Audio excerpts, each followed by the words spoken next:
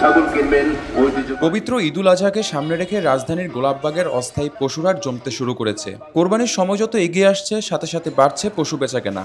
ক্রেতাদের চাহিদা ও বাজার পরিস্থিতি বিবেচনায় হাটে উঠেছে ছোট বড় মাঝারি ধরনের গবাদি পশু। এর মধ্যে সবার নজর কেড়েছে 10 লাখ টাকা দামের সুলতান।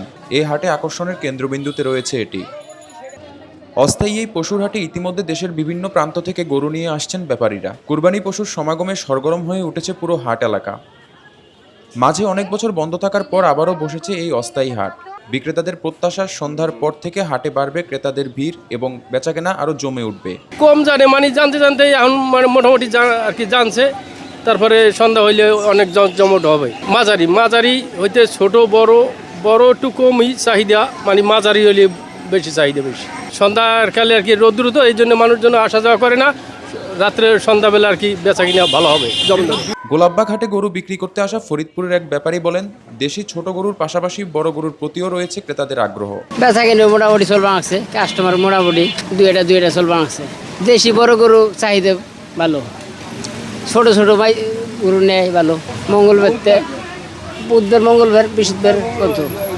সংশ্লিষ্টদের মতে হাটের পরিস্থিতি এখন অনুকূলে রয়েছে। আগামী 2-1 দিনের মধ্যে ক্রেতা বিক্রেতাদের উপস্থিতিতে হাট পুরোপুরি জমে উঠবে। হাটের পরিস্থিতি আলহামদুলিল্লাহ এখন পর্যন্ত আমরা যতটুকু দেখতেছি ভালো। আমাদের গোলাপবাগ হাট এটা অনেক পুরানা হাট। মাঝখান থেকে হয়তো আমাদের হাটটা 2-4-5 বছর অফ ছিল, তো সেই জন্য দেশে এবার একটু গরু এখন পর্যন্ত মোটামুটি, তত বেশিও না একবারে কমও না। তবে আলহামদুলিল্লাহ আশা করি আজকের ভিতরে বা আগামীকালকের ভিতরে আমাদের হাটে পরিপূর্ণ গরু আসবে।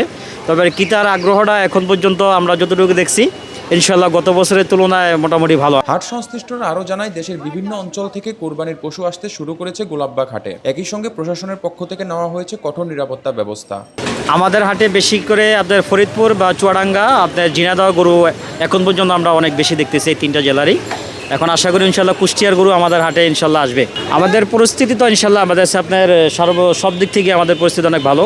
গবাদি পশুর স্বাস্থ্য সুরক্ষায় প্রাণী সম্পদ অধিদপ্তরের পক্ষ থেকে হাটে কাজ করছে ভেটেরিনারি মেডিকেল টিম। ব্যাপারীরা তাদের পশুর বিভিন্ন সমস্যা নিয়ে এসব অস্থায়ী বুথে সেবা নিচ্ছেন।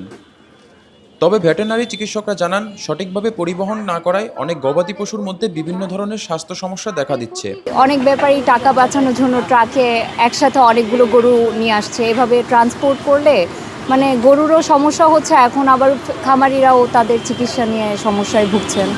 তাই আমার মনে হয় যে এই দূরবর্তী জায়গায় যখন গরুকে নিয়ে আসবো তখন ট্রাকে আর কি মানে খুবই ওদের সংখ্যা বেশি যাতে না হয়, ট্রাকে যখন পরিবহন করবে। সবকিছু ছাপিয়ে এবার হাটের আকর্ষণ 10 লাখ টাকা দামের সুলতান। বিশাল এই গরুটিকে এক নজর দেখতে ভিড় করছেন উৎসুক দর্শনার্থীরা।